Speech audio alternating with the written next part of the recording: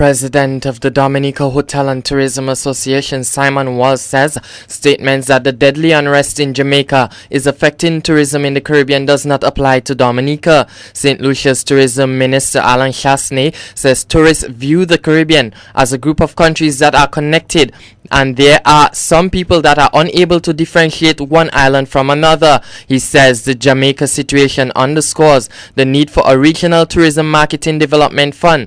However, the DHTA president says the Jamaica situation does not pose any threat on Dominica's tourism industry.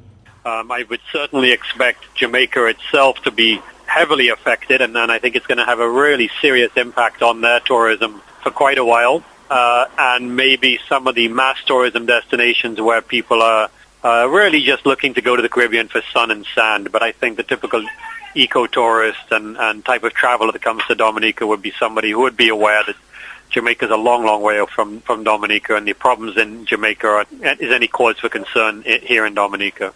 So I would be very surprised at the effect. I would say that if Mr. Alan Chasney says the Caribbean is having a problem, then the mass tourism sector might be, but not Dominica. President of the Dominica Hotel and Tourism Association, Simon Walsh. Meantime, hotelier Judith Pestina shares a different view. She says the unrest in Jamaica could have effects on Dominica's tourism industry. She says there's a greater need for the establishment of a regional tourism marketing development fund for the region.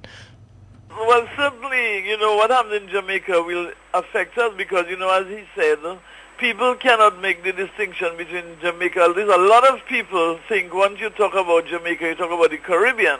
Some people don't even know the difference between Dominica and the Dominican Republic. So I think this need for a marketing fund is even more critical. And I know there had been talk or agreement by the ministers of tourism to establish this marketing fund for the region. So it makes it even more urgent for us to have this regional marketing fund operational, because even now more than ever we have to have an aggressive marketing campaign for the destinations in the Caribbean. So that is something which should be put on the front burner and acted on as quickly as possible so that we can reduce that kind of impact, negative impact we have on Caribbean tourism, which has arisen because of the Jamaican situation. Hotelier Judith Pestina. The National Commission for La Francophonie formally handed over a French room to the principal, staff and students of the Roseau Primary School today. The room, completed as part of the National Commission's Adopt a School project, is the highlight of activities marking its 40th anniversary celebration of the International Organization for La Francophonie. Principal of the school, Ms. Greta Roberts, told the presentation ceremony that the initiative was a welcome one for the Roseau Primary School. In March of this year, we celebrated French Day. We tried our best to celebrate French Day because at that time, Ms. Maxwell, who is our French teacher, was on study leave. And we did not want our students to forget about the French language. So we decided if we had French Day, it would somehow remind them of what they are supposed to do and about the French language on a whole. So we celebrated French Day. Miss Akpa was present and she greeted us with good news that Francophonie was looking at a school to adopt in the annual Adopt a School program for French. Good. So I told Ms. Akpa, well, if you are looking, stop, because you have found a school. So save yourself all the trouble and just adopt us.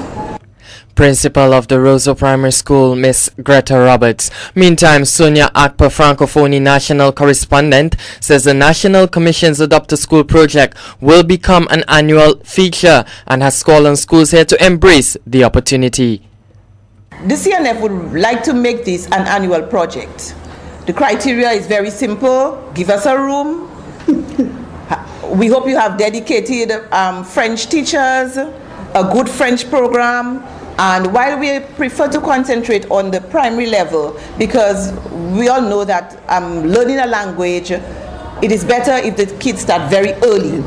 So we're concentrating on the primary level. But if there's a secondary school that is interested and they have a room that will remain the French room, then we could also consider that. So for 2011, we are asking schools that are interested to already send us an indication of interest so we can make a decision early. And we would like I must stress that we would like the classroom to remain the French room.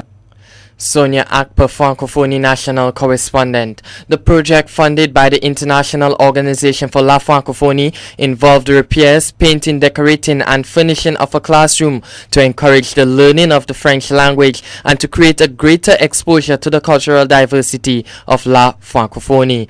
In other news, Tourism Minister Ian Douglas says a new community tourism association for Dominica is expected to provide employment opportunities in the area. Douglas told the official luncheon at the Geneva grounds in Grand Bay on Thursday evening that the new association will also help alleviate poverty. We are proud to be fashioning an approach that will further authenticate the Dominican experience to our many visitors and friends of the nature island. Community-based tourism provides one of the best means of giving our cruise and even our stayover visitors a true, authentic nature island experience. And that's what they're coming for. And they're coming because they have made a decision to come to Dominica, the nature island. And they're coming because of the experience. So we mustn't cheapen the experience. We must give them a true, authentic nature island Dominican experience. It also helps to provide new opportunities for employment creation. Employment directly, 3,500 people employed. Indirectly, the shopkeepers, the farmers in the agro-tourism industry, the farmers that provide fruits and vegetables for our restaurants and our hotels. So much indirect and backward and forward linkages exist just because of what you guys are doing in the tourism industry. Douglas says the community should now focus on ways for neighboring communities to work together. As we launch this National Community Tourism Association, I want us to focus more on ways of working closer together. Let us work together. We have a unique product here and we can learn from each other. So let us work together. Grand Bay is not very far from Capuchin. I mean, give or take, we will be here in 1 hour if we leave Capuchin. Give or take, we can go to Bellevue Chopin and then drive down to Meru Beach in 15-20 minutes. So we're not very far from each other. So we have to learn from each other and we have to link up and we have to continue to remain committed and connected to each other. It can serve as a source of alleviating poverty, like I say, job creation. Okay, so as we launch this association, let us focus on supporting each other's ventures because we are not competing with each other, we are complementing each other in what we do. Let us each help strengthen the work on the ground of each other. I want us to move our community-based tourism to a higher level, to the next level of professionalism and to higher standards of quality service. And service must be 100%, it must be top standard. And that must remain essential and it must remain key in the service providers' minds at all times. Tourism Minister Ian Douglas. Meantime, Ms. Carlene Roberts made remarks on behalf of the National Authorizing Office. Community tourism can be defined as sharing the natural resources of a local community with visitors from home and overseas for the sustainable benefit of that local community, whilst conserving the natural environment and respecting the way of life. Community-based tourism is a growing market as new generations of travelers worldwide seek more meaningful experiences from their leisure time. It is a great opportunity for Dominica, a country which boasts of a wealth of natural beauty, and, Mr. Favre, its rich cultural and historical heritage. As such, the European Union has facilitated Dominica through the Tourism Sector Development Program in developing the infrastructure and services required for such community tourism. Ms. Carbon, traditional tourism is still vital to our economy, but some argue that it does not always benefit and engage the rural communities, nor does the money flow to the grassroots.